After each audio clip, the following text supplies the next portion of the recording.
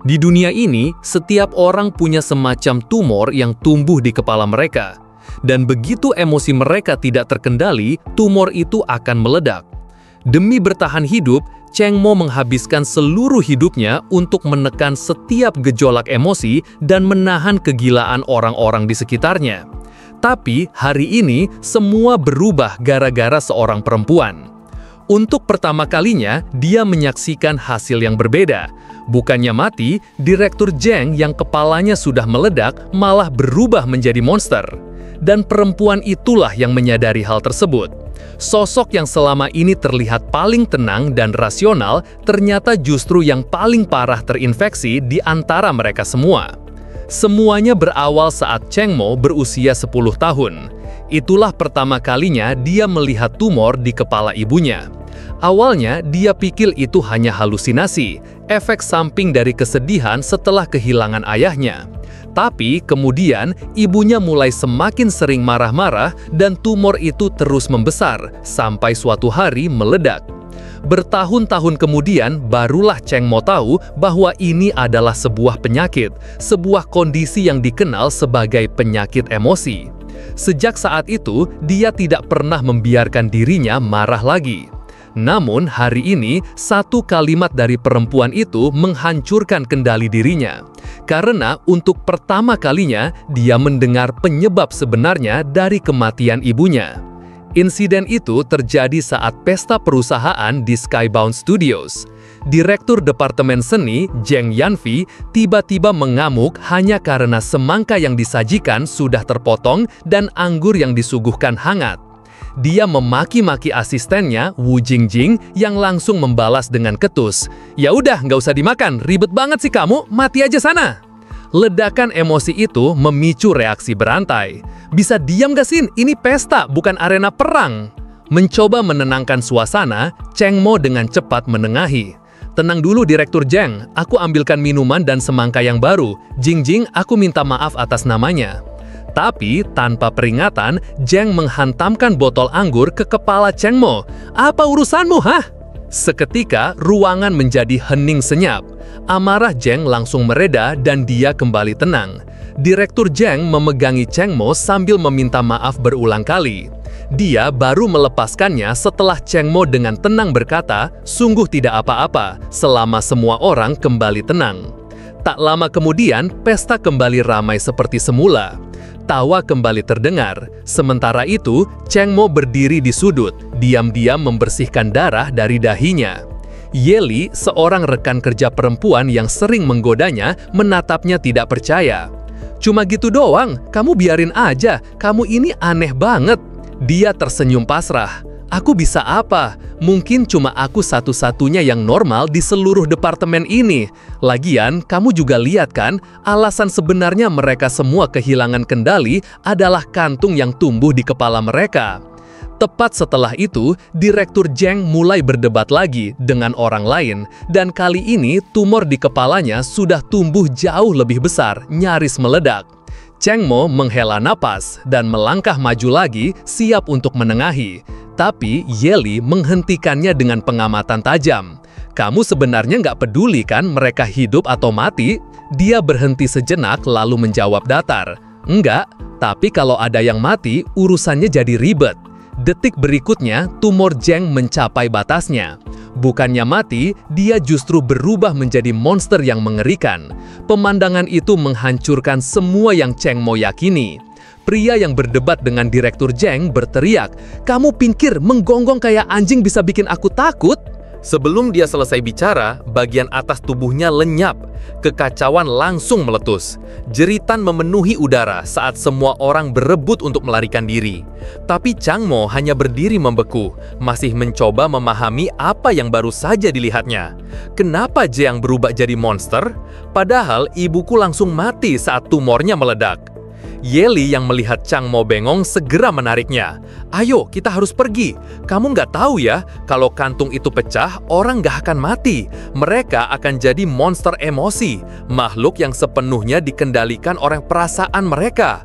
Lewat wujud itu, mereka bisa melepaskan kekuatan gaib untuk melampiaskan amarah dan penderitaan mereka." "Terus, kenapa ibuku mati?" desak Cheng Mo. Yeli hanya berkata, "Tunggu saja, kamu akan segera melihatnya." Benar saja, kepala Jeang meledak lagi, dan kali ini dia tidak bangkit kembali. Dia ambruk ke tanah, tak bergerak. Kerumunan orang berdiri dalam keheningan yang mencekam. Kalian lihat itu, kepala Direktur Jeang meledak begitu saja. Chang Mo mengerutkan kening. Tunggu, mereka benar-benar tidak melihatnya? Yeli mengangguk. Betul, orang normal tidak bisa melihat semua itu. Baik transformasi Jeang menjadi monster, maupun makhluk yang melahap kepalanya.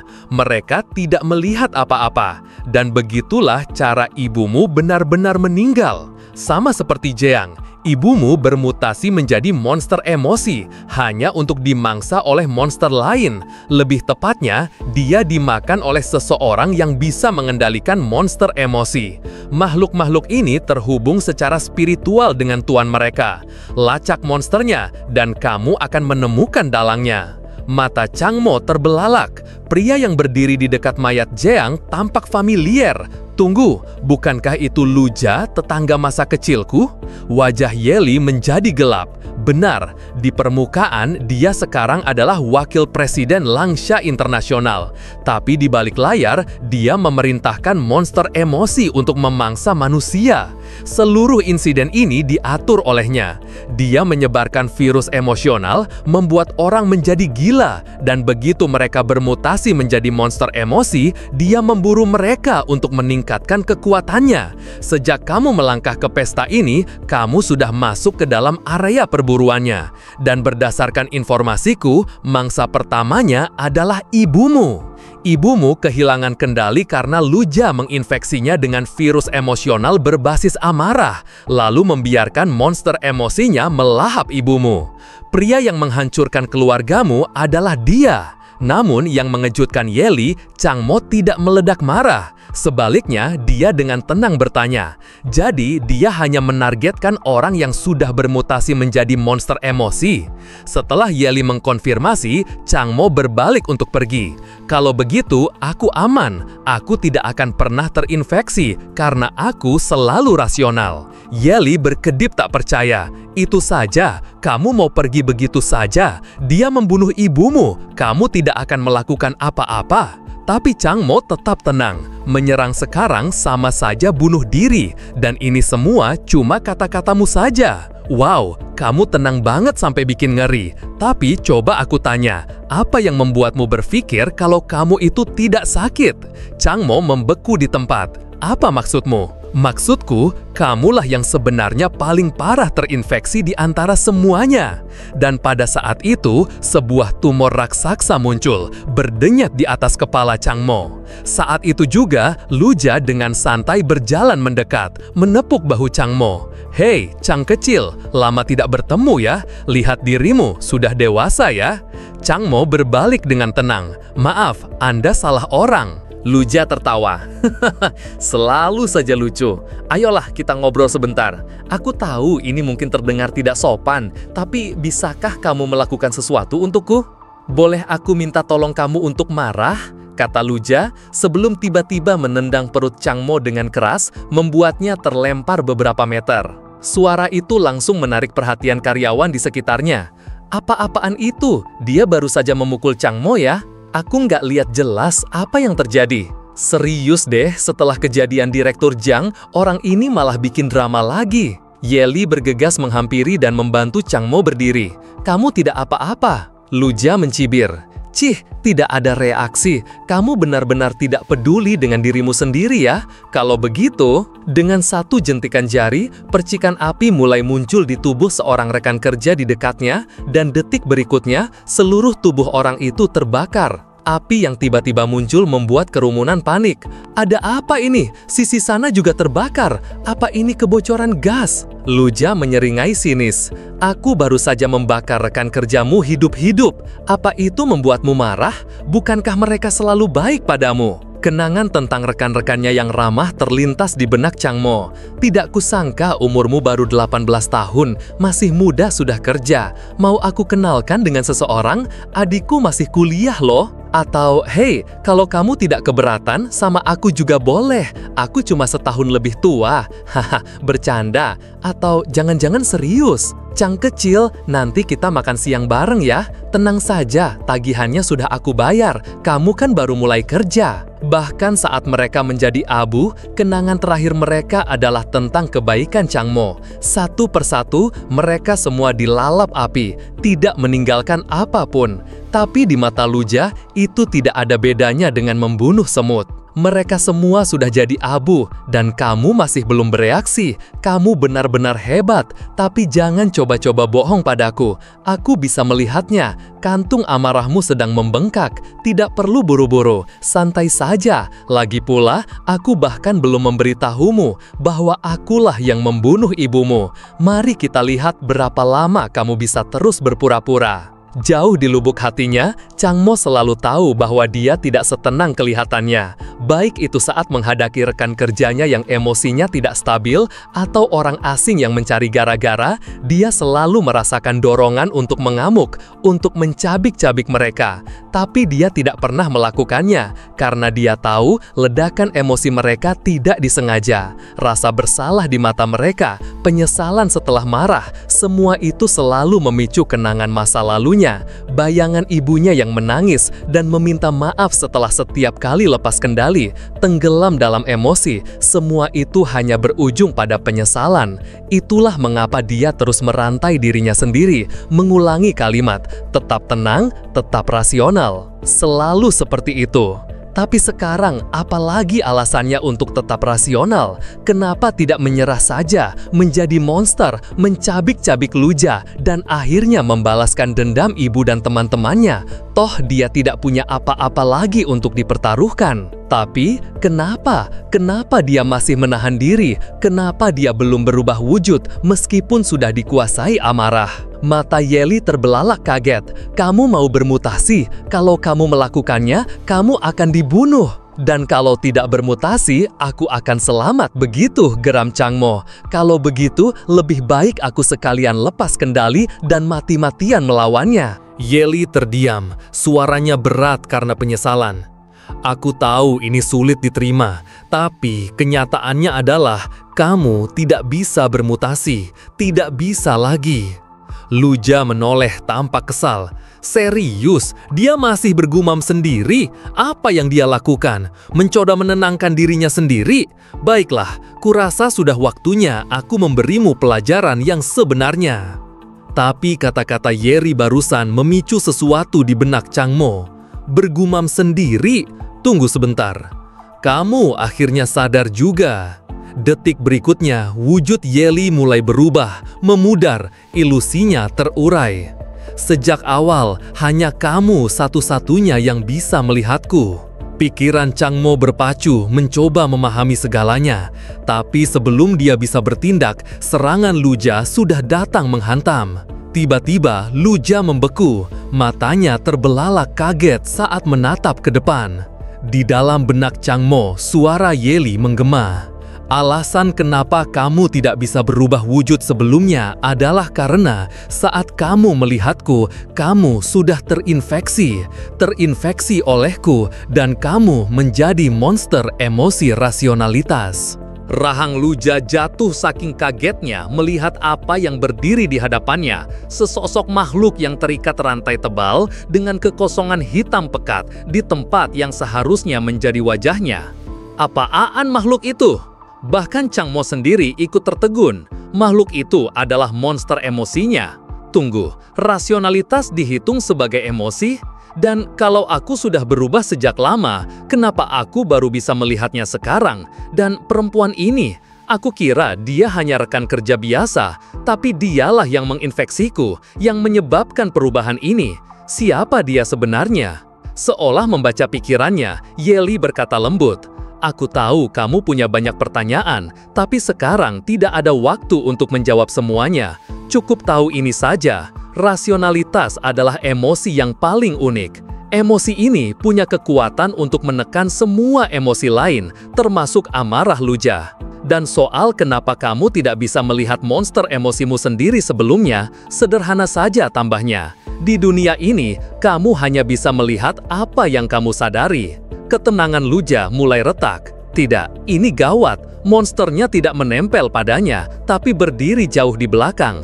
Itu artinya dia bukan budak dari monsternya. Dia sama sepertiku. Dia sudah menjadi pengendali emosi, seseorang yang mengendalikan monsternya. Tapi jangan sombong dulu, cibir Luja. Kamu pikir monster yang baru bangkit sepertimu bisa melawanku? Dengan sebuah raungan, Luja meluncurkan bola api besar langsung ke arah Changmo. Tapi detik berikutnya, matanya terbelalak kaget. Serangan itu menembus begitu saja. Changmo terlihat sama bingungnya, tapi Ye Li dengan cepat menjelaskan, "Kamu belum bisa mengendalikan monster emosimu. Itu artinya dia belum bisa berinteraksi dengan dunia nyata. Saat ini, dia lebih seperti sebuah proyeksi. Dia tidak benar-benar ada di sini secara fisik." Mata Luja menyipit saat kesadaran muncul. Jadi, makhluk itu masih terperangkap di alam pikiranmu. Kamu sama sekali belum sinkron dengannya. Changmo, tamat riwayatmu. Dengan geraman lain, dia melemparkan bola api kedua. Tapi yang ini berbeda. Bola api itu berubah di udara, bertransformasi menjadi binatang api yang langsung menggigit kepala Changmo. Namun, ada yang aneh. Tidak peduli seberapa keras ia menggigit, makhluk api itu sama sekali tidak bisa menembus tengkorak Changmo. Dari samping, Ye Li dengan tenang menjelaskan, "Karena kamu sudah menekan amarahmu begitu lama, rasionalitasmu telah membangun pertahanan yang sangat tinggi terhadap amarah. Serangan semacam itu sekarang cuma terasa seperti gelitikan bagimu." Kini giliran Luja yang panik. "Bajingan sombong, jangan sok hebat di depanku," teriaknya. Dia meraung dan mengirim binatang api itu melambung ke udara, menyeret Changmo bersamanya. Changmo menegang, serangannya tidak bisa melukaiku, tapi aku masih tidak bisa mengendalikan monsterku. Artinya, aku hanya bisa bertahan. Tapi Ye Li berseru, "Solusinya sederhana, pinjam saja kekuatan dari monster emosimu." Dan di detik berikutnya, di bawah tatapan kaget Luja, Changmo melepaskan ledakan rasionalitas, meledakkan makhluk api itu menjadi ribuan percikan api. Luja sendiri terlempar ke belakang, jatuh terhempas ke tanah. Sementara itu, Changmo mendarat dengan mulus tanpa luka sedikit pun. Di tangannya, ada serpihan kekuatan yang dia pinjam dari monster emosi rasionalnya. Tajam, stabil, dan sangat presisi. Luja panik total. Sekarang aku ngerti, dia meminjam kekuatan dari monster emosinya. Tapi hanya dengan 2 jari dan dia bisa menghancurkan monsterku. Tidak mungkin, dia kan pengendali emosi yang baru bangkit. Aku harus kabur. Kalau saja aku bisa turun dari kapal ini, lari. Tapi tentu saja, Changmo tidak akan membiarkannya pergi. Detik berikutnya, dia melesat maju, menerjang lurus ke arah Luja seperti peluru. Namun, sebuah pertanyaan masih ada di benaknya. Tunggu, bukankah aku sudah menghancurkan monster emosinya? Lalu bagaimana dia masih bisa menggunakan serangan berbasis api? Ye Li menjawab dengan tenang. Monster emosi tidak mati semudah itu. Mereka hanya berhenti ada di dunia ini untuk sementara. Sementara itu, pengejaran telah membawa mereka keluar ke atas dek. Baru sekarang Changmo sadar bahwa mereka berada di sebuah kapal pesiar mewah yang sangat besar, Sea Empire yang terkenal di dunia. Dan pada saat itu, Sea Empire sedang berlayar di perairan pesisir tak jauh dari kota Donghai. Tiba-tiba, Ye Li memperingatkan dengan nada mendesak. Mengejar seorang pengendali emosi di kapal pesiar ini sangat berbahaya. Menurut info publik, Sea Empire adalah kapal pesiar terkenal di dunia. Rutenya mencakup seluruh dunia, dan saat ini sedang berlabuh di lepas pantai kota Donghai, salah satu tempat wisata terhangat. Setelah perairan Donghai menjadi hitam pekat karena bencana minyak, hanya segelintir kapal yang diizinkan masuk. Sea Empire adalah salah satunya. Skybound Group benar-benar niat ya mengadakan pesta departemen untuk tim senimu di sini. Tapi masalahnya begini, kapal ini bukan sekedar tempat liburan. Kapal ini dijalankan oleh para pengendali emosi. Mereka berdagang di sini, tinggal di sini, dan dilayani di sini. Salah satu layanan premium mereka berburu manusia biasa. Jadi, menyerang pengendali emosi di sini itu sama saja cari gara-gara dengan pemilik Sea Empire. Dan Luja, dia adalah salah satu elit VIP mereka. Seberapa kuat keamanan kapal ini? Begini saja, satu jentikan jari dari orang yang salah dan kamu mati. Jadi, selesaikan ini dengan cepat. Kalau tidak, kamu tidak akan pernah dapat kesempatan lagi dan kamu tidak akan sanggup menanggung akibatnya.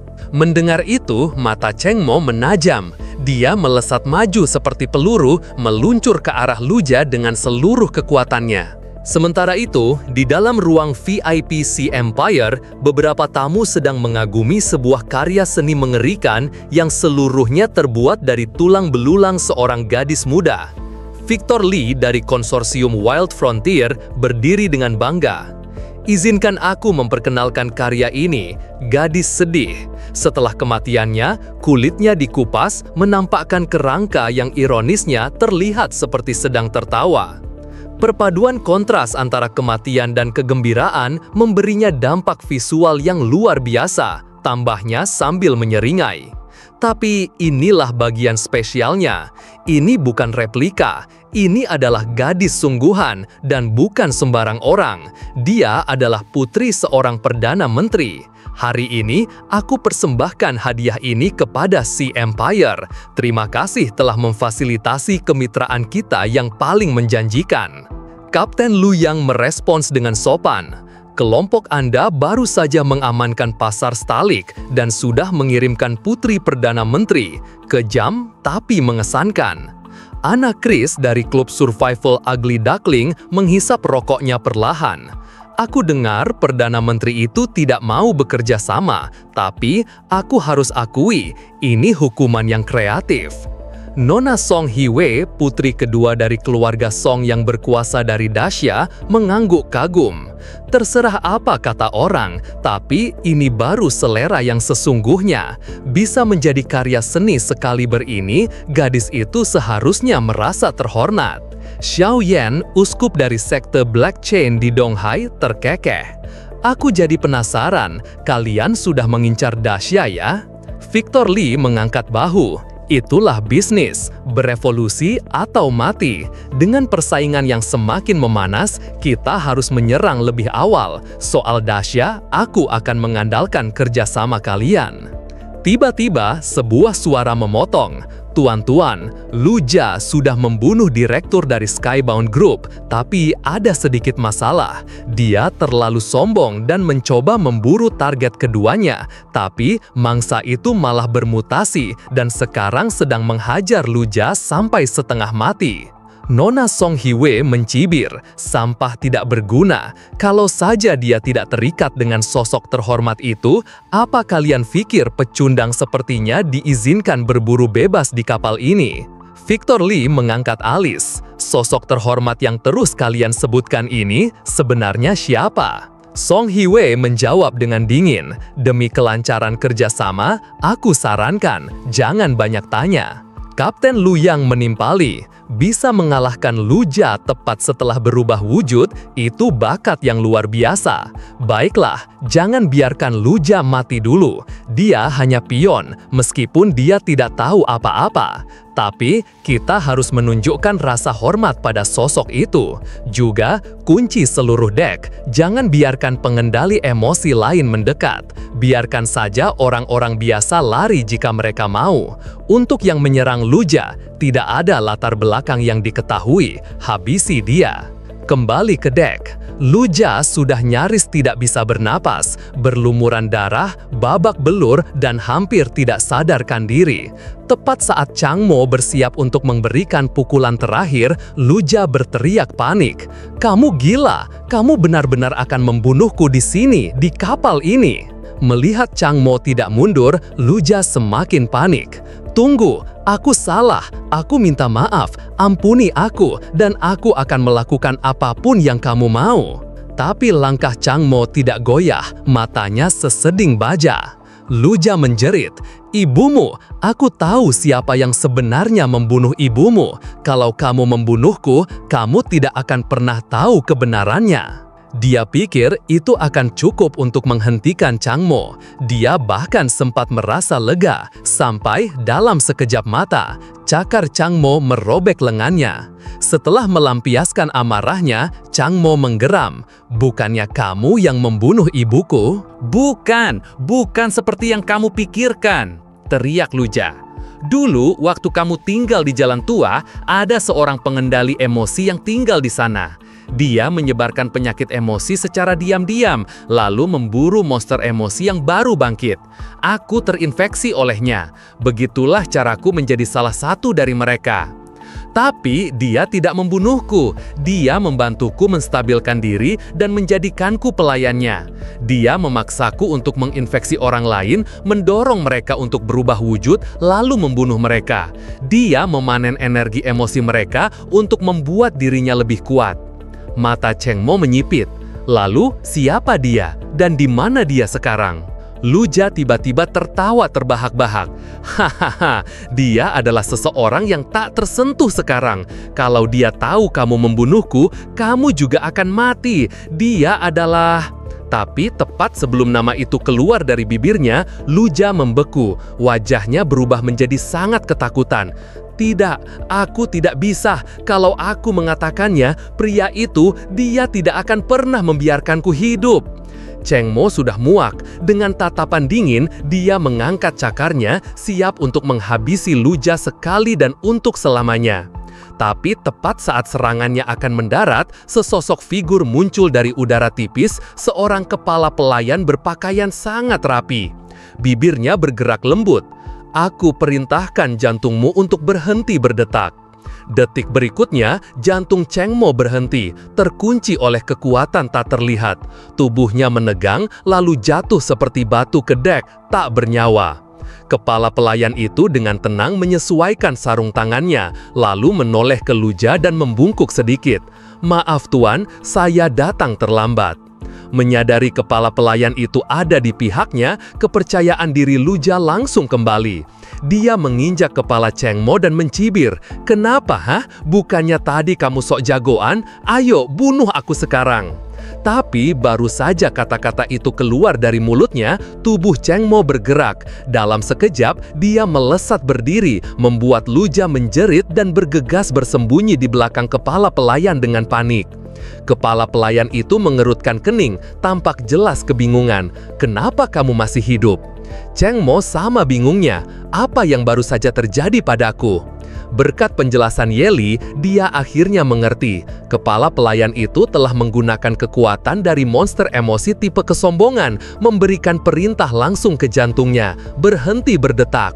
Mata Cheng Mo terbelalak. "Itu gila, bukankah itu berarti dia tak terkalahkan?"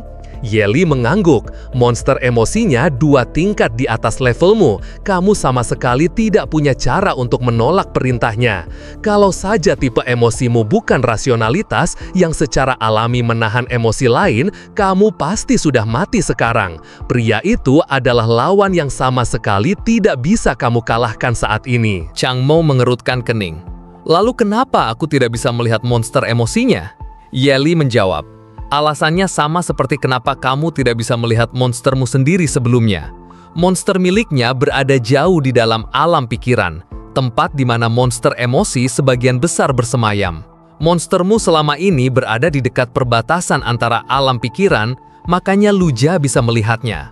Tapi begitu monster emosi tenggelam sepenuhnya ke dalam alam pikiran, hampir mustahil untuk dideteksi." Pada saat itu, Luja mencibir dan menoleh ke kepala pelayan. "Cih, orang ini beruntung juga, belum mati, malah lebih bagus. Kamu tahu apa yang harus dilakukan?" Kepala pelayan itu mengangguk sedikit dan bergumam pelan. "Aku perintahkan, kamu berlutut." Detik berikutnya, tubuh Chang Mo langsung terkulai. Dia jatuh berlutut tanpa bisa mengendalikan dirinya. Dia tidak bisa bergerak, bahkan satu jari pun, atau berkedip untuk melawan. Ye Li menjelaskan dengan pelan, "Itulah sifat dari monster emosi tipe kesombongan. Semakin tidak berbahaya perintahnya, semakin sulit untuk dilawan. Dan dengan perbedaan level kalian, kamu tidak punya kesempatan sama sekali." Pria menyedihkan itu, Luja, berjalan mendekati Chang Mo sambil menyeringai tanpa kata. Dia menampar wajah Chang Mo dengan keras. Lalu dia mendekat, mengejek. "Kenapa, ha? Bukannya tadi kamu sok jagoan mau balas dendam? Ibumu itu cuma orang rendahan. Kami para pengendali emosi bisa melakukan apa saja padanya. Dan karena kamu kelihatannya penasaran, izinkan aku membalas ledakan emosimu tadi dengan menceritakan detail apa yang terjadi di hari ibumu berubah wujud. Aku ingat betul, di hari ibumu berubah, dia luar biasa tenang. Dia tidak dibawa pengaruh emosi. Dia membeli bahan makanan, memasak makan malam, ingin meminta maaf karena marah-marah sebelumnya. Daging sapi masak tomat, benar kan? Makanan kesukaanmu. Sayang sekali, seluruh lantai basah oleh darah. Bahkan langit-langitnya penuh percikan. Masakannya gosong. Ibumu menjadi target karena dia, tuan itu, dengan santai bercanda. Kenapa kita tidak jadikan janda sebelah rumah sebagai mangsa berikutnya? Awalnya aku menolak. Ibumu orang baik. Dulu waktu aku miskin, dia sering memberiku makanan. Tapi melihatnya hancur, melihatmu jatuh dari kedamaian ke dalam kehancuran, aku mulai menikmatinya. Perasaan mengendalikan hidup seseorang, merebut kebahagiaan mereka. Kalau aku bilang dia berubah, dia berubah. Kalau aku bilang dia adalah makanan, maka dia menjadi makanan. Kata-kata itu menyulut sesuatu dalam diri Changmo. Amarahnya mendidih, dia berjuang untuk bangkit dan mencabik-cabik Luja. Tapi kepala pelayan itu bergerak lebih dulu, mengangkat tangannya, dan tubuh Changmo membeku di tengah gerakan. Lalu datanglah perintah berikutnya. Aku perintahkan, kamu menundukkan kepala, minta maaf pada Luja. Dan sekali lagi, Changmo jatuh berlutut. Tubuhnya mengkhianatinya, dipaksa untuk membungkuk dan membenturkan dahinya ke tanah. Pada saat itu, Luja menoleh ke kepala pelayan dan berkata dengan sombong, "Cukup, sekarang aku ingin dia membuat pilihan sendiri. Aku memberimu kesempatan. Sumpah setia, jadilah anjingku, menggonggong 2 kali, dan kamu boleh hidup. Kalau tidak..." Tiba-tiba, suara Yeli bergemar di benak Changmo. "Jadi, apa yang akan kamu lakukan?" Dia terdiam sejenak, lalu membalikan pertanyaan itu. "Bukankah seharusnya aku yang bertanya padamu? Kamulah yang membuatku menjadi monster emosi. Kamu tahu terlalu banyak tentang Luja. Kapal ini, segalanya. Kamu sudah melihat semua ini akan terjadi, kan?" Menatap lurus ke mata Yeli, suaranya tenang tapi tegas. "Katakan saja apa yang sebenarnya kamu inginkan. Apapun itu akan aku lakukan." Yeli tersenyum tipis dan melangkah maju, memeluknya dari belakang. "Kamu hanya perlu melakukan satu hal, terima kekuatanku."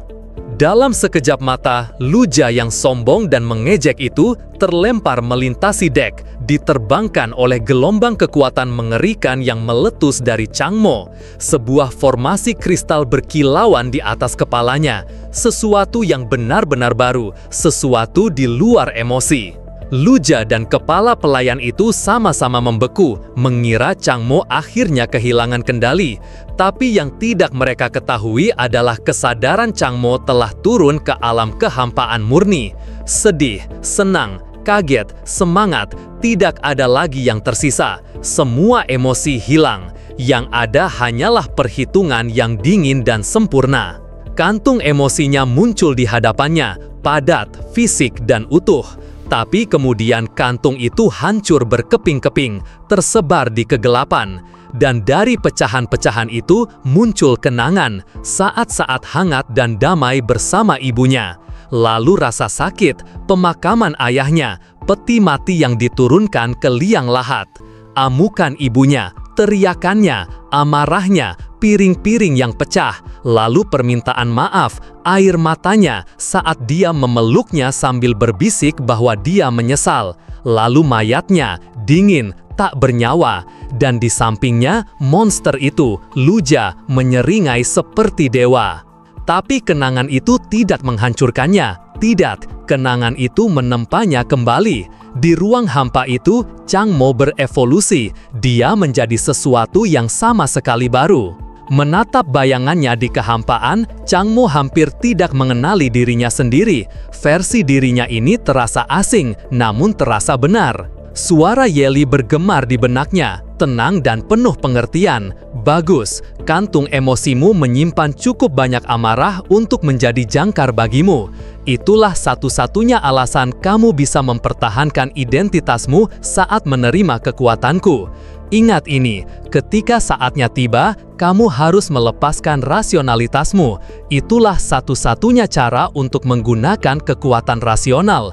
Jika tidak, kekuatan itu akan melahapmu.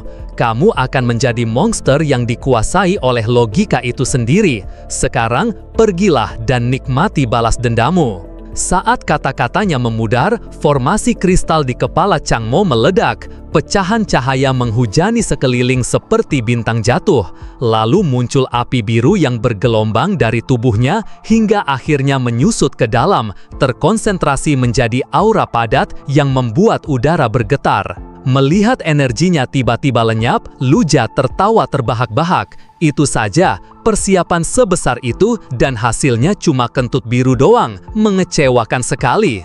Tetapi kepala pelayan tidak sependapat dengan kesombongan Luja. Ekspresinya menjadi gelap. Dia tahu apa yang baru saja terjadi. Energi Changmu tidak menghilang. Tidak, namun energinya telah melampaui batas. Kekuatan emosinya telah mencapai tingkat yang begitu tinggi sehingga mereka tidak bisa lagi merasakannya. Pada saat itu juga, jauh di dalam ruang VIP, para elit di atas Sea Empire semuanya merasakannya. Gelombang tekanan tak kasat mata menyapu mereka. Tekanan itu hanya bisa dimiliki oleh pengendali emosi kelas dunia. Victor Lee menyipitkan matanya. Tidak kusangka ada kelas dunia lain di kapal ini. Menurut kalian, apa mereka di sini untuk kita? Nona Song Hye berspekulasi. Bisa jadi sekutu dari orang yang menghajar Luja itu, atau mungkin seseorang yang mengincar pria itu secara langsung. Tapi Kapten Lu Yang tetap tenang. Tidak perlu khawatir, tidak peduli siapa mereka. Jika mereka berani tidak menghormati Sea Empire, bahkan seorang kelas dunia pun tidak akan pergi dari sini hidup-hidup. Kembali ke dek, wajah Luja berubah tak percaya setelah mendengar kata-kata kepala pelayan. Levelnya di luar jangkauan persepsi kita. Kamu bercanda, dia pecundang itu. Kepala pelayan berbicara dengan muram. Aku juga tidak mau percaya, tapi itulah kenyataannya. Kamu tidak bisa merasakannya, tapi aku nyaris tidak bisa melihatnya. Dia ada di atas kita, seperti bencana berjalan. Kehadiran semacam itu sama dengan para elit tingkat atas. Itu adalah tekanan kelas dunia. Kepala pelayan itu berteriak, lari sekarang. Tapi sudah terlambat. Dalam sekejap, Changmo bergerak. Dan begitu saja, keduanya, Luja dan si kepala pelayan, tewas. Kepala mereka putus, dibuang seperti sampah. Changmo bergumam pelan. Ternyata terlalu mudah. Suara Yeli menggema dengan nada menggoda. Memulai dengan memenggal kepala mereka, agak dramatis ya menurutmu? Changmo menjawab dengan dingin. Kamu benar, aku tidak melakukannya dengan cukup baik. Seharusnya aku melakukannya perlahan-lahan. Yeli terkekeh. Bagus, kekejaman seperti itulah yang dibutuhkan untuk menggunakan kekuatanku. Tapi jangan terlalu nyaman dulu, pertunjukan yang sebenarnya baru saja dimulai. Saat dia berbicara, arus emosi biru yang bersinar mulai menjalar di bawah kaki Changmo, menyebar keluar seperti lingkaran ritual. Dia mendongak, dan di sana ada sebuah tahta, dan di atasnya duduk sesosok monster emosi yang memancarkan dominasi. Wujudnya mengeluarkan tekanan yang bahkan mengubah realitas di sekitarnya. Ini bukan sekedar kekuatan, ini adalah kedaulatan mutlak. Changmo menatap makhluk raksasa di hadapannya, suaranya rendah dan lelah. Apa itu? Yeli menjawab dengan santai. Pernah bertanya-tanya kenapa kapal ini tidak lecet sedikit pun selama pertarunganmu dengan Luja? Itu karena kapal ini adalah sesosok pengendali emosi. Apa yang kamu lihat sekarang, itulah wujud aslinya. Di dunia energi emosional, seberapa banyak yang bisa kamu lihat sepenuhnya bergantung pada kekuatanmu. Saat ini, kamu hanya bisa melihat ini karena kamu menggunakan kekuatanku. Inilah kekuatan sejati di balik Sea Empire. Monster yang duduk di tahta itu adalah monster emosi pribadi sang kapten. Saat dia berbicara, sang kapten melangkah maju, memancarkan kesombongan. Jadi kamu, bocah kelas dunia yang menolak untuk mati. Mari kita ubah itu. Kemudian dengan serempak bersama monster emosinya, dia mulai mengucapkan mantra. Di antara langit dan bumi, semua pelanggaran akan dihukum. Biarkan segalanya tunduk, biarkan semua patuh. Setiap tindakan pembangkangan akan dibayar dengan darah. Mata Cheng Mo terbelalak. Dia menggunakan mantra untuk memperkuat kekuatan perintahnya. Saat mantra berakhir, sang kapten memberikan perintahnya.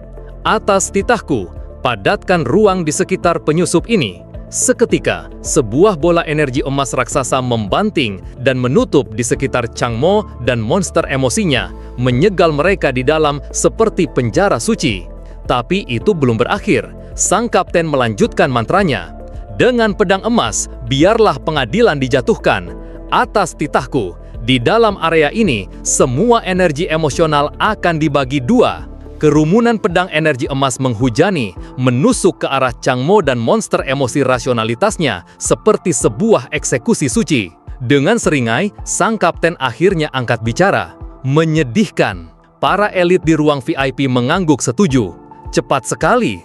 Kelas dunia yang ini masih hijau. Monster yang aneh, belum pernah melihat tipe emosi seperti itu sebelumnya. Pasti salah satu tipe yang tidak umum. Tapi dengan kekuatannya yang sudah dibagi dua, bahkan kelas dunia lain pun tidak akan bisa pulih dari ini.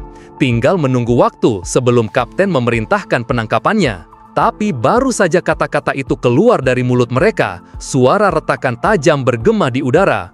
Penjara emas di sekitar Chang Mo mulai retak, ruangan menjadi hening, mata mereka terbelalak tak percaya. Bahkan kapten kapal yang angkuh dan stoik tampak tersentak. Pupil matanya menyipit karena kaget. Detik berikutnya, monster emosi Chang Mo merobek penjara emas itu seolah-olah hanya kertas. Dengan satu ayunan tangannya, semburan energi emosional meletus dari wujud rasionalnya, menghantam ke bawah seperti air terjun. Dalam sekejap, seluruh kapal si Emperor ditelan habis oleh ledakan itu. Sang kapten berdiri membeku, mata terbelalak, benar-benar terpana. Kini, hanya monster emosi Chang Mo yang melayang di atas ombak, menunggangi sisa guncangan yang dahsyat. Saat energi ledakan itu mulai memudar, sang kapten melihat ke bawah dan rahangnya mengeras. Separuh dari konstruksi energi emas kebanggaannya telah lenyap. Dia menatap kekuatan yang membubung dari Chang Mo seperti badai. Rasa takut akhirnya mulai merayap di matanya. Monster apa ini sebenarnya? Dia berhasil bebas dari perintah yang sudah disegel. Apa dia datang ke sini untukku atau untuk organisasi di belakangku? Pikiran itu hanya bertahan sesaat sebelum amarah menggantikan rasa takut. Tidak peduli kenapa dia datang, siapapun yang berani menantang otoritasku harus mati. Sang kapten meraung, "Pengawal!" Dalam sekejap, monster emosi di belakangnya terbelah menjadi wujud prajurit yang tak terhitung jumlahnya, menyerbu Chang Mo seperti gerombolan semut. Mereka mengepung wujud rasionalnya dari segala arah.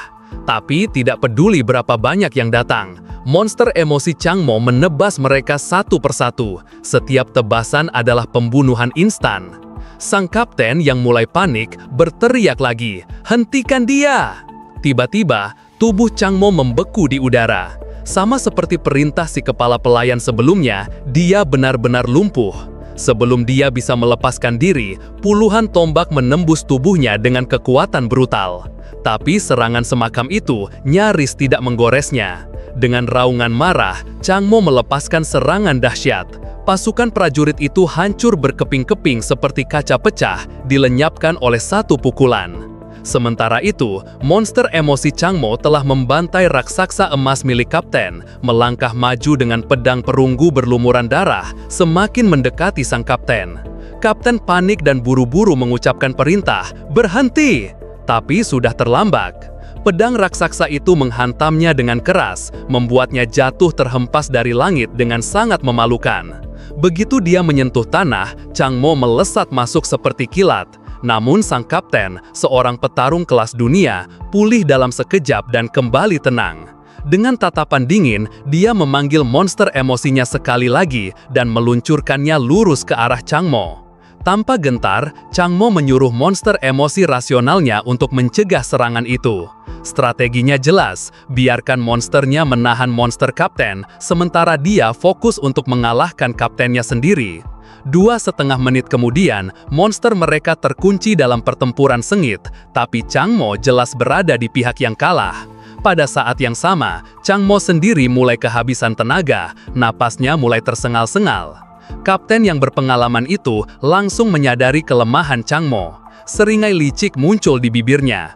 Dia kehabisan tenaga, ini kemenanganku. Tidak banyak tempat untuk lari di lautan lepas.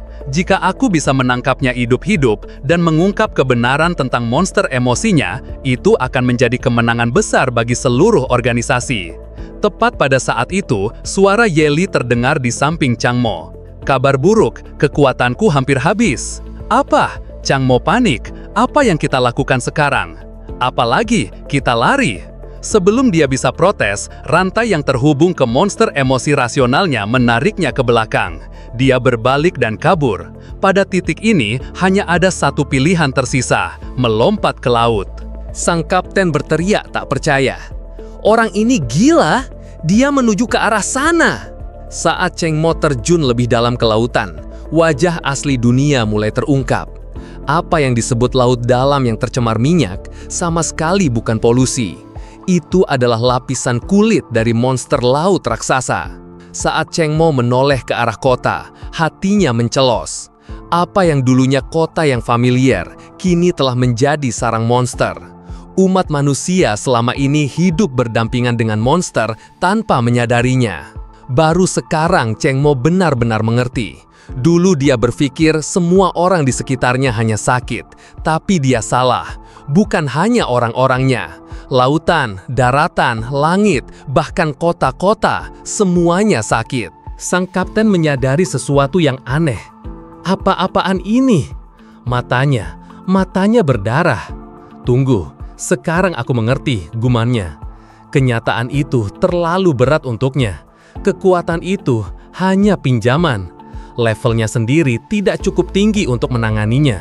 Bocah, tamat riwayatmu. Tepat pada saat itu, Yeli memeluk Changmo dan berbisik, "Tutup matamu. Kamu mungkin bisa melihat sekilas kebenaran lewat otoritasku. Tapi dirimu yang sekarang tidak sanggup menanggungnya. Jadi sekarang, biarkan aku mengambil alih tubuhmu." Saat suaranya menghilang, tubuh mereka mulai menyatu. Dan sekali lagi, Changmo berubah menjadi monster emosi raksasa. Sang kapten berdiri membeku, terpana oleh apa yang dilihatnya.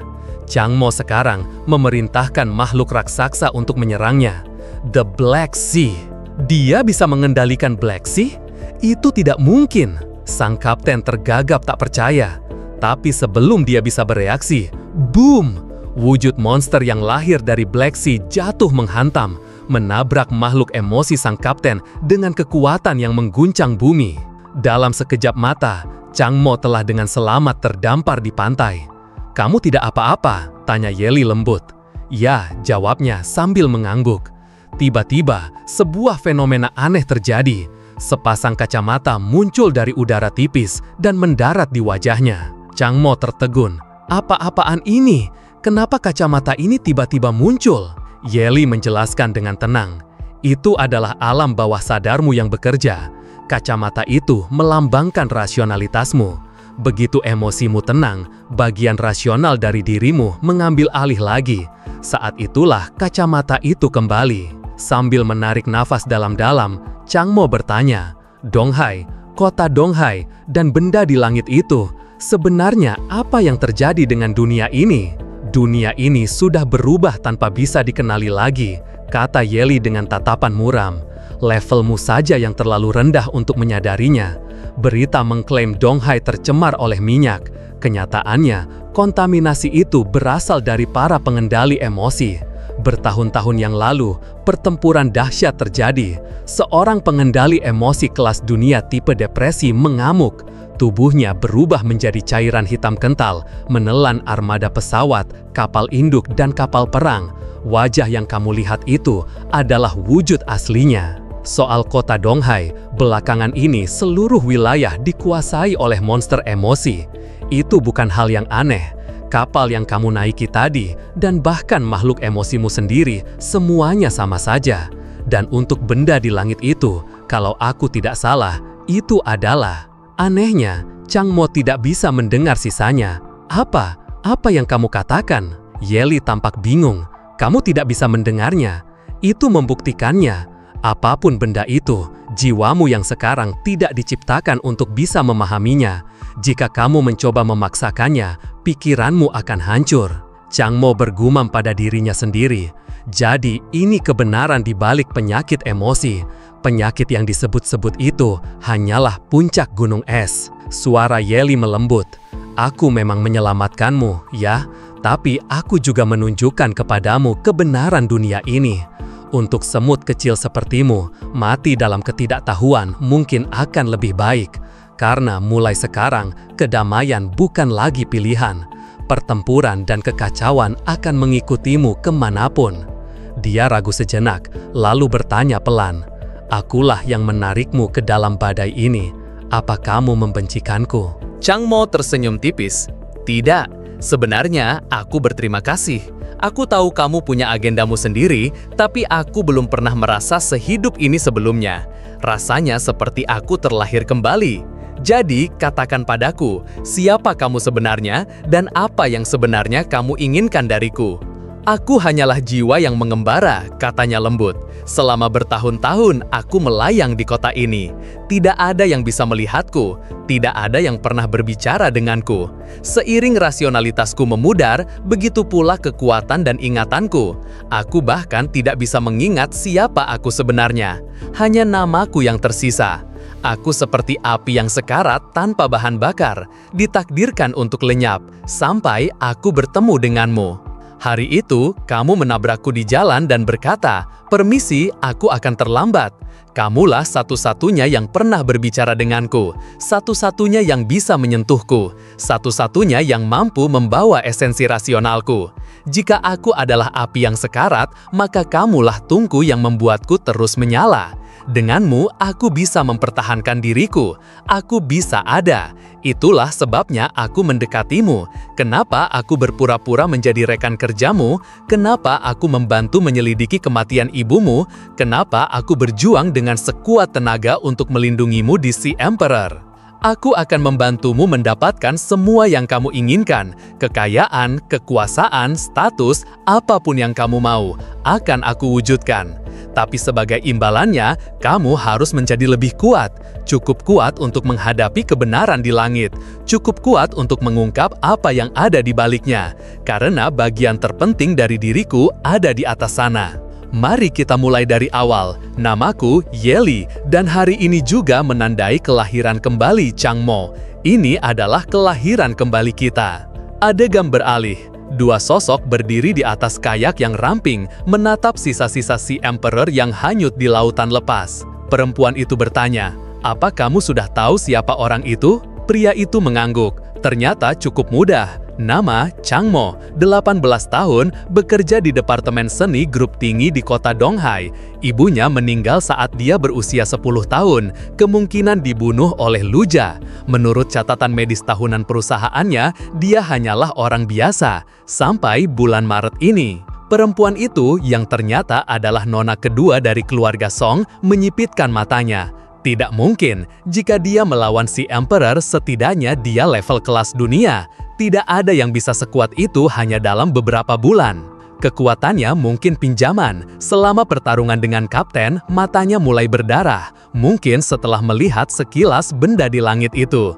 Jika kekuatan itu benar-benar miliknya, dia tidak akan bereaksi seperti itu. Menarik, bisa meminjam kekuatan yang bahkan dapat mengendalikan Black Sea. Siapa yang mendukungnya? Bukankah kapten juga meminta kita untuk menyelidiki orang ini?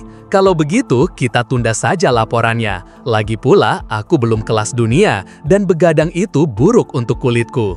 Nona Song, bagaimana dengan bocah itu? Jangan khawatir, dengan jangkauan keluarga Song di seluruh federasi, dia tidak akan bisa lari jauh, dan siapapun yang meminjamkan kekuatan itu padanya juga tidak akan lolos. Kekuatan ini akan menjadi milik kita, untuk tuan kita. Keesokan paginya, Ye Li bertanya dengan tenang, "Jadi, apa rencanamu sekarang?" Ekspresi Chang Mo berubah dingin. Luja mungkin sudah mati, tapi pria yang dia sebutkan, orang yang memerintahkan kematian ibuku, masih ada di luar sana. Aku harus menemukannya. Ye Li tidak memperhalus jawabannya. Pria itu berbahaya, sebuah kekuatan yang tersembunyi jauh di dalam bayang-bayang. Kamu belum siap untuk menghadapi orang seperti itu. Belum. Yang paling kita butuhkan sekarang adalah tempat berlindung. Kalau aku benar, kekuatan di balik si Emperor sudah memburu kita. Dan aku sudah menghabiskan hampir semua kekuatanku. Jika ada kelas dunia lain yang muncul, habislah kita. Dan ini bukan hanya soal dendam yang sudah kamu buat. Kekuatan emosionalmu yang kamu tunjukkan di sana, itu langka, cukup berbahaya untuk membuat seluruh faksi menjadi gila. Tiba-tiba, Changmo berteriak, mengejutkan Ye Li. Astaga, hari ini aku seharusnya masuk kerja, aku benar-benar lupa. Dia menepuk dahinya, dan seluruh tim proyekku sudah mati. Kurasa proyeknya juga sudah tidak ada lagi. Tetap saja, alangkah baiknya jika tetap digaji tanpa bekerja. Tapi sekarang aku mangkir kerja, aku pada dasarnya dianggap kabur, mungkin akan dipecat, hilang sudah gajiku. Bagaimana aku akan bertahan hidup sekarang? Ye Li terdiam, tak bisa berkata-kata, melihat kepanikan Changmo yang tiba-tiba hanya karena takut dipecat. Baru sekarang, dia benar-benar merasakannya. Kehidupan lamanya telah hilang, tidak ada jalan untuk kembali. Ayo, kata Ye Li, kita sudah hampir sampai. Tempat yang aku sebutkan ada di depan. Tak lama kemudian, keduanya tiba di tempat yang disebut sebagai tempat perlindungan. Tapi, saat Changmo melangkah masuk dan melihat orang-orang yang mengiler dengan tatapan kosong berkeliaran, dia bertanya dengan bengong, "Ini idemu tentang tempat berlindung yang aman?" "Tepat sekali," jawab Ye Li dengan tenang. Mereka telah tiba di rumah sakit jiwa kedua kota Donghai. Jangan remehkan tempat ini, jelasnya.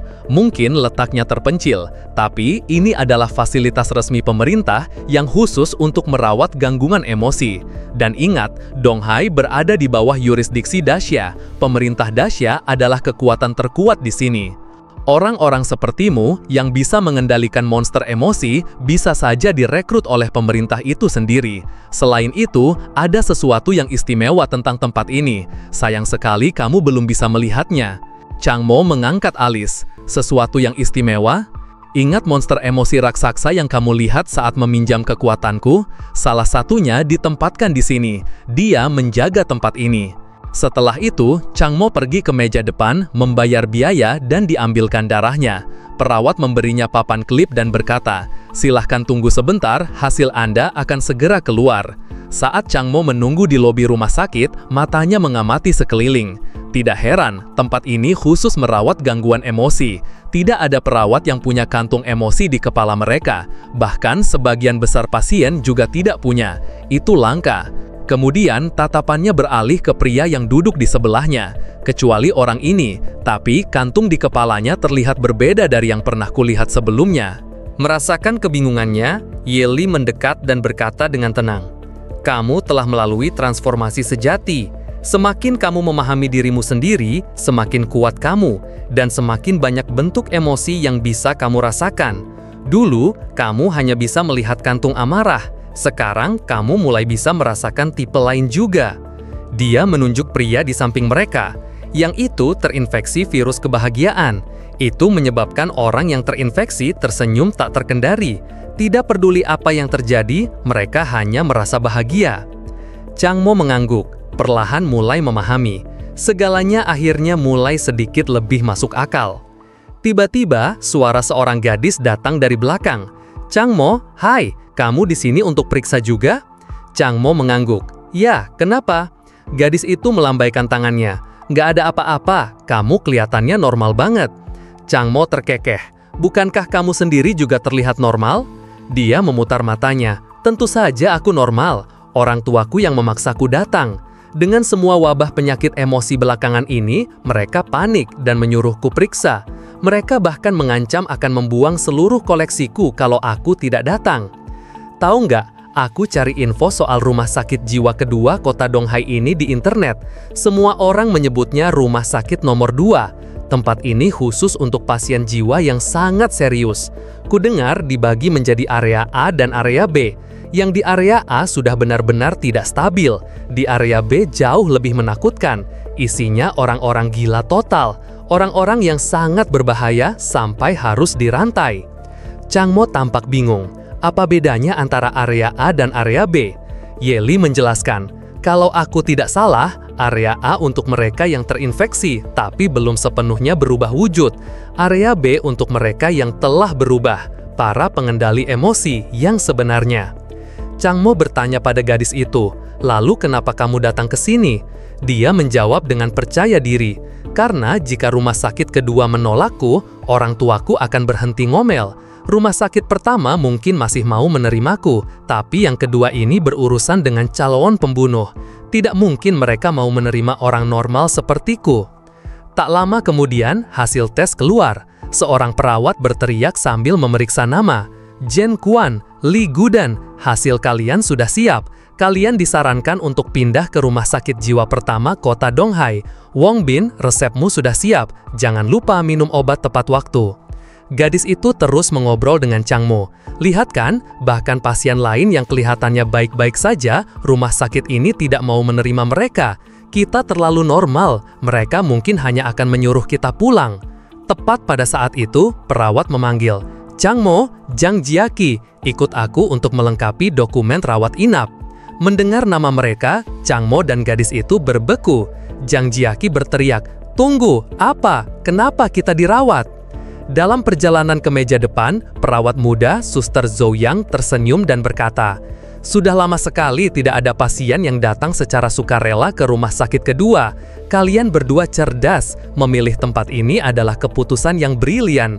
Lingkungan di sini bahkan lebih baik dari hotel bintang 5, sangat nyaman. Semua makanan disiapkan oleh koki gourmet. Kalian mungkin tidak mau pergi setelah menetap di sini. Jadi jangan khawatir, santai saja dan nikmati pemulihan kalian." Zhang Jiaqi masih tidak percaya. "Tidak mungkin, ini rumah sakit jiwa kedua. Aku benar-benar dirawat. Apa aku benar-benar tidak normal?" Chang Mo berbisik kepada Ye, "Apakah Zhang Jiaqi juga inang dari pengendali emosi? Aku tidak melihat makhluk emosinya. Mungkinkah itu bersembunyi di dalam alam pikirannya?" Betul, kemampuanmu saat ini tidak cukup kuat untuk merasakan makhluk yang bersemayam jauh di dalam alam pikiran. Lalu, bagaimana rumah sakit mendeteksi kita adalah inang hanya dari tes darah? Jika aku ingat dengan benar, itu karena pengendali emosi membuat darahmu tidak bisa diukur oleh instrumen normal. Secara teknis, darahmu menjadi tidak terbaca. Soal bagaimana cara kerjanya, aku belum pernah melihat mesin mereka beraksi, jadi aku tidak bisa bilang pasti. Saat rombongan bergerak lebih dalam ke fasilitas itu, penjaga bersenjata mulai muncul di tingkat atas. Suasananya menjadi terasa tegang. Tiba-tiba, Zhang Jiaqi membeku dan berteriak, "Tunggu sebentar, ini area B kan? Bukankah ini tempat mereka mengunci semua pembunuh psikopat?" Dia mencengkeram lengan seorang perawat dengan panik, suaranya bergetar. "Aku bersumpah, aku tidak pernah punya pikiran untuk membunuh siapapun. Kenapa mereka menempatkanku di area B?" Perawat itu terkekeh dan meyakinkannya, "Tenang, video-video horor di internet itu melebih-lebihkan segalanya. Kalau tidak dibuat terdengar menakutkan, bagaimana bisa viral? Ikuti saja rencana perawatannya, semuanya akan baik-baik saja." "Benarkah?" tanya Zhang Jiaqi dengan gugup. Perawat itu tersenyum dan mengangguk. "Tentu saja." Tapi saat matanya mengamati ruangan, ekspresinya tiba-tiba berubah. "Tunggu sebentar, kalian semua, kenapa kalian semua membawa senjata?" Pada saat itu, para penjaga di lantai atas diam-diam mengambil posisi, mengarahkan senapan runduk ke arah mereka. Jantung Chang Mo menegang. Apakah mereka semua melihatnya juga? Apakah itu parasit emosi Zhang Jiaqi? Dia tidak bisa menahan diri untuk bertanya pada Ye, apa yang terjadi pada pasien yang tidak diterima oleh sistem resmi. Ye tersenyum tipis. Mereka biasanya dikurung. Jika mereka menunjukkan tanda-tanda berbahaya, mereka mungkin akan dibereskan di tempat. Jadi, apapun yang kamu lakukan, jangan membuat gerakan tiba-tiba. Tepat ketika semua orang mengira Zhang Jiaqi akan kehilangan kendali, Chang Mo dengan lembut menepuk bahunya. "Jiaqi, tenang saja, santai. Kalau kamu terus tegang begini, mereka mungkin benar-benar menganggapmu ancaman dan menembakmu." Ditenangkan oleh kata-katanya, Zhang Jiaqi berangsur-angsur menjadi tenang. Pada saat yang sama, parasit emosi yang mengelilinginya mulai memudar. Dia melirik Chang Mo dan bergumam, "Ya, kamu mungkin benar." Lalu dia menoleh ke perawat dan berkata, "Maaf, aku bereaksi berlebihan tadi." Perawat itu akhirnya menghela nafas lega. Parasitnya telah mundur ke dalam alam pikirannya. Dia berada di ambang kehilangan kendali dan entah bagaimana berhasil menenangkan dirinya kembali. Ye Li menatap Chang Mo dengan sedikit keterkejutan. Aku tidak menyangka itu.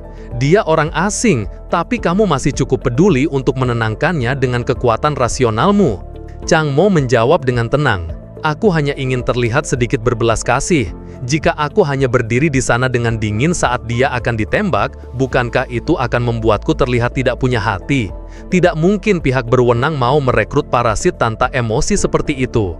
Tetapi, di detik berikutnya, tepat saat semua orang menurunkan kewaspadaan mereka, perawat itu tiba-tiba berbicara di radionya. Tembak! Dor! Satu tembakan menggema. Zhang Jiaqi langsung ambruk. Ekspresi Chang Mo bahkan tidak berkedip, seolah-olah semua itu tidak ada hubungannya dengan dia. Ye Li mendekat dan berbisik, "Hei, tunjukkan sedikit reaksi, kamu kelihatannya terlalu mati rasa." Chang Mo sedikit mengerutkan kening, melamun lagi. Satu lagi tumbang, sudah berapa banyak sekarang, rasanya mulai biasa saja. Tapi dia dengan cepat menyadari ada yang tidak beres. Tidak ada darah di tanah. Sepertinya Zhang Jiaqi tidak mati. Itu adalah peluru bius. Dia menghela nafas lega. Peluru bius. Ye Li terkekeh. Akting yang bagus, hanya sedikit langgat. Maaf, jawab Chang Mo datar. Lain kali akan kulakukan lebih baik. Di sisi lain, perawat itu menginstruksikan dua anggota staf. Bawa dia pergi.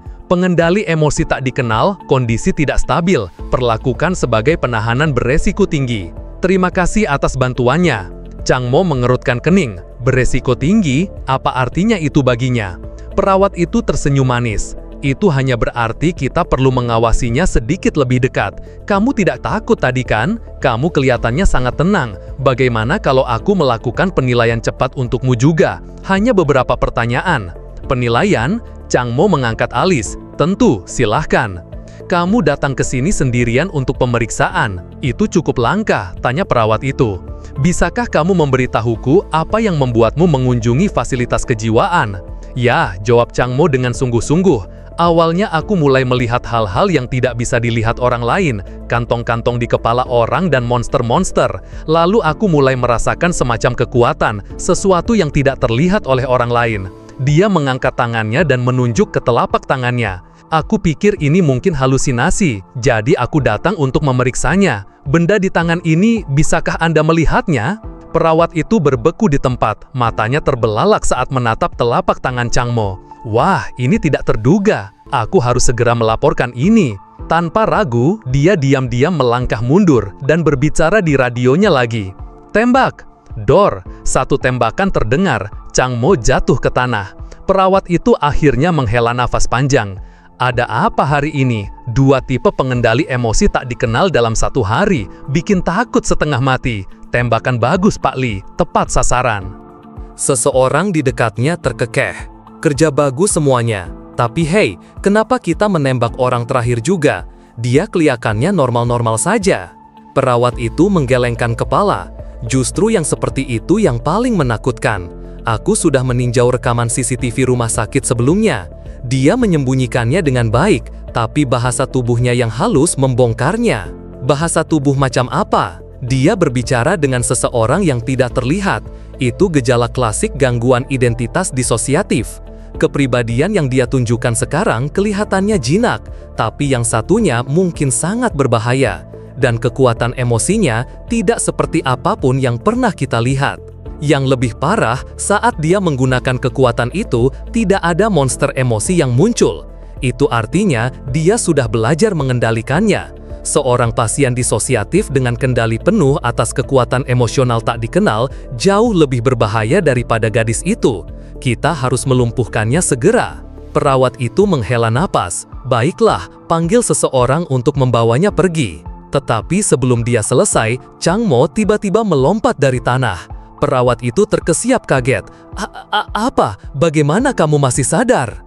Intercom meraung. Target aktif kembali. Target, peringatan level 1, peringatan level 1. Dalam sekejap, penjaga bersenjata yang tak terhitung jumlahnya menyerbu area di sekitar mereka. Ye Li menghela napas. Aku baru saja akan memberitahu kamu untuk tidak bangun terlalu cepat. Mata Chang Mo menyipit saat dia membuat keputusan tegas. Baiklah kalau begitu. Dia mengangkat kedua tangannya dan berteriak, "Jangan tembak, aku menyerah, aku menyerah." Penyerahan dirinya yang tenang dan lugas itu membuat para penjaga bersenjata lengkap yang tegang menjadi tertegun. Perawat itu akhirnya rileks. Phew, itu seharusnya menyelesaikan masalah untuk saat ini. Segera, tangan Chang Luo diikat erat dengan rantai khusus. Perawat itu menjelaskan dengan riang, "Ya, kamu telah membangkitkan beberapa kekuatan unik, tapi rantai ini menekan semua kemampuan emosional. Kamu tidak berbeda dari orang biasa sekarang, meskipun aku akui ini sedikit tidak adil bagimu." Chang Mo melirik rantai itu, mengerutkan kening sambil berpikir, "Jadi ini rantai yang bisa menekan semua kekuatan emosional." Tapi anehnya, dia bisa merasakan energi aneh mengalir dari rantai itu dan masuk ke dalam tubuhnya. Ye memperhatikan dan mengangkat alisnya. "Tunggu, apa kamu menyerap energi rantai itu? Logam itu pernah terinfeksi oleh emosi rasionalitas," katanya. "Itulah mengapa rantai itu bisa menekan kekuatan berbasis emosi lainnya. Tapi untuk seseorang sepertimu, seseorang yang terikat pada entitas rasional, ini bukanlah belenggu, ini adalah suntikan energi penuh." Sementara itu, di Biro Manajemen Emosi Kota Donghai, Direktur Chu Weiming sedang menelpon, melaporkan, "Nona Song, aku sudah menemukan orang yang Anda tanyakan. Dia telah dirawat di rumah sakit jiwa kedua sebagai pasien. Karena dia berada di rumah sakit kedua, dia sekarang di bawah yurisdiksi Anda. Jangan khawatir Nona Song, aku pribadi akan memastikan kita akan membawanya keluar." Senyum licik merayap di suaranya saat dia berpikir, "Kerja bagus Chang Mo, wajahmu juga tidak jelek. Sebelum kita mengekstrak kekuatanmu itu, kita akan punya banyak waktu untuk bersenang-senang. Aku tidak sabar melihat wajah manismu itu berubah karena kesakitan." Di dalam ruangannya, kondisi Zhang Jiaqi kembali kambuh. Entitas emosinya muncul lagi sambil terus berteriak, "Aku mau lihat cowok ganteng itu. Aku mau lihat cowok berperut kotak-kotak yang lagi mandi." Melihat itu, Suster Joyang tampak sedikit panik. Ia langsung meminta Zhang Jiaqi untuk tenang dan mengendalikan emosinya. Di dekatnya, Suster Kobayashi gemetar ketakutan sambil membawa obat. "Suster Joyang, kita harus segera memberinya obat," pintarnya. Tapi Suster Joyang berteriak, "Sabar dulu, biarkan dia menenangkan dirinya sebelum diberi obat." Namun, Zhang Jiaqi masih terus berteriak histeris, menuntut untuk melihat pria tampan di kamar mandi. Melihat respons itu, Suster Joyang akhirnya menyerah. "Baiklah, berikan obatnya sekarang." Suster Kobayashi yang masih gemetar langsung mengiyakan. Tapi saat ia hendak memberikan obat itu, tiba-tiba tangannya lemas dan botol obatnya jatuh ke lantai. Suster Joyang langsung marah dan menyuruhnya untuk segera mengambil obat itu. Pada saat itu juga, sesosok figur lain datang. Ia langsung memegang entitas emosi yang keluar dari kepala Zhang Jiaqi. Sosok itu adalah Dr. Lou Qingge. Ia perlahan mendekati Zhang Jiaqi, membelainya dengan lembut sambil terus meyakinkannya untuk mengendalikan entitas yang lepas kendali itu. Di belakangnya, kepala suster area B bernama Yan B berkata, "Dokter, kita harus cepat, jangan main-main lagi." Tapi Dr. Lou Qingge hanya menjawab, "Aku percaya pada Zhang Jiaqi." Setelah beberapa saat, entitas emosi di kepala Zhang Jiaqi menjerit, lalu perlahan menghilang. Dr. Lou Qingge langsung memujinya karena berhasil menekan entitas emosinya kembali. Dr. Lou Qingge kemudian menjelaskan riwayatnya. Zhang Jiaqi adalah pasien yang emosinya tidak stabil karena obsesinya pada pria tampan. Gejala pertamanya muncul sebulan lalu saat ia tak sengaja melihat pria berotot sedang mandi. Saat itulah ia sadar telah membangkitkan kekuatan penglihatan jarak jauh dari entitas emosinya. Tingkat bahaya rendah. Mendengar itu, Chang Mo dengan datar bertanya, "Orang tuamu mengirimmu ke rumah sakit jiwa hanya karena alasan seperti itu?" Zhang Jiaqi tidak tahu harus menjawab apa dan hanya tertawa canggung. Dr. Lou Qingge lalu beralih ke Chang Mo. Ia menjelaskan bahwa Chang Mo adalah pasien yang stabil, namun diduga memiliki skizofrenia. Kekuatan Chang Mo adalah memadatkan entitas kristal di lengannya dan mengeluarkan api biru. Tipe entitasnya masih belum diketahui. Tingkat bahaya menengah. Dr. Lou Qingge menunduk lalu tersenyum pada Chang Mo. Kamu tidak perlu khawatir, karena statusmu stabil, kamu bisa segera keluar dari sini. Tapi, kamu harus tetap memakai rantai itu di tanganmu sampai pihak rumah sakit selesai mempelajari kekuatanmu. Setelah itu, Dr. Lokinge beralih ke pasien lain di ruangan yang sama. Ini adalah Chenju. Menurutku, dia adalah pasien paling merepotkan di ruangan ini karena tidak menunjukkan reaksi apapun. Selain dari darahnya yang tidak normal, dia tidak berbeda dari orang biasa. Ya, meskipun aku tahu orang biasa tidak akan berekspresi sedatar itu. Dokter memutuskan bahwa Chenju memiliki entitas emosi yang tidak diketahui dengan tingkat bahaya rendah. Changmo meliriknya dan berpikir, mungkin entitas emosi di kepalanya berhubungan dengan kecerdasan. Kalau tidak, berarti dia memang bodoh dari sananya. Sementara itu, Zhang Jiaqi malah terlihat sangat gembira. Dia sadar bahwa dia bukanlah seorang psikopat, melainkan manusia dengan kekuatan super. Apalagi kekuatan itu membuatnya bisa melihat pria-pria tampan. Tapi Dr. Lokinge langsung mengingatkan Zhang Jiaqi untuk tidak meremehkan kekuatan itu, karena rata-rata orang dengan entitas emosi malah menjadi gila jika tidak bisa mengendalikannya. Untuk menenangkan suasana, Dr. Lo menambahkan, sekarang ada organisasi yang dibentuk untuk menangani para pengendali emosi. Rumah sakit jiwa ini adalah salah satunya, yang bertujuan menjaga ketentraman masyarakat. Changmo lalu bertanya, apakah seseorang yang memiliki entitas emosi wajib bergabung dengan organisasi seperti ini? Tentu saja, jawab Dr. Lokinge dengan percaya diri. Orang itu akan diberikan perawatan terbaik. Dr. Lokinge lalu mendekati Changmo sambil tersenyum penuh arti. Tapi, saat seseorang berani melakukan kejahatan di luar sana, organisasi pengendali emosi di kota Donghai tidak akan sebaik hati kami. Jadi, kalian bertiga harus bersyukur. Jika kalian tertarik dengan manajemen tubuh emosi, kalian bisa bertanya pada suster yang ada. Pesannya sebelum pergi. Beberapa saat kemudian, Yeli muncul lagi. Changmo langsung bertanya padanya, kamu sebelumnya memintaku masuk ke organisasi di Donghai. Apa yang kamu maksud adalah Biro Manajemen Emosi dari Kerajaan Xia Agung ini? Benar sekali, jawab Yeli. Changmo melanjutkan membaca buku tentang organisasi itu. Di dalamnya dijelaskan peran Biro Manajemen Emosi, sebuah organisasi resmi yang mengatur, mengadili, dan menghukum para pengendali emosi di Donghai. Melihat organisasi yang begitu terstruktur, Changmo bertanya-tanya, kenapa orang seperti Liu Jia bisa bebas begitu saja meski sudah melanggar banyak hal? Yeli menjawab, di atas keadilan dan kejujuran, pasti ada kekuatan gelap yang bermain di belakang layar. Liu Jia bisa bebas karena dia terhubung dengan seorang pejabat senior di Biro Manajemen Emosi. Changmo langsung mengalihkan pembicaraan. Lalu, bagaimana kamu bisa tahu kalau Liu Jia adalah orang yang terlibat dalam pembunuhan ibuku? Polisi sudah lama mencurigai Liu Jia, jawab Yeli. Tapi karena kasusnya dipindahkan ke Departemen Rahasia, investigasinya dihentikan. Dan Departemen Rahasia itu adalah Biro Manajemen Emosi. Mendengar itu, Changmo terkejut. Kalau orang yang mendukung Liu Jia adalah pejabat tinggi dari Biro Manajemen Emosi dan rumah sakit ini adalah salah satu cabang dari organisasi itu,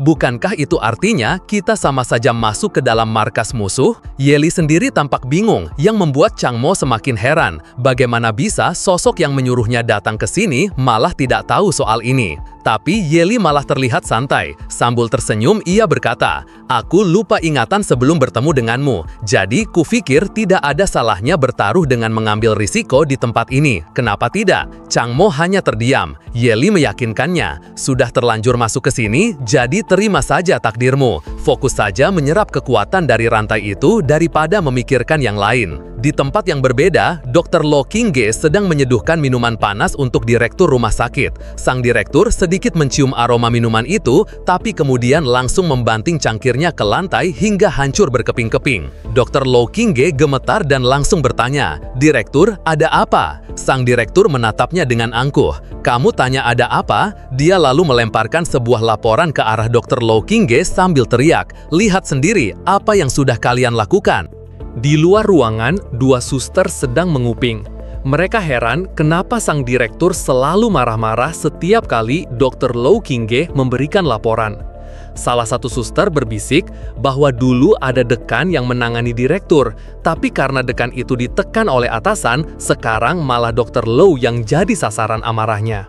Di dalam ruangan, Dr. Lau Qingge masih gemetaran sambil membaca laporan yang dilemparkan oleh sang direktur. Sang direktur perlahan berdiri dan berkata, "Semalam, seseorang telah menghancurkan si Emperor, dan pagi ini ia kabur ke rumah sakitmu. Tapi bukannya menangkapnya, kalian malah merawat membunuh itu sebagai pasien." Dia lalu berteriak, "Apa? Kau tidak tahu seberapa besar kekuatan di belakang si Emperor? Jangan-jangan kau juga komplotan si pembunuh itu?"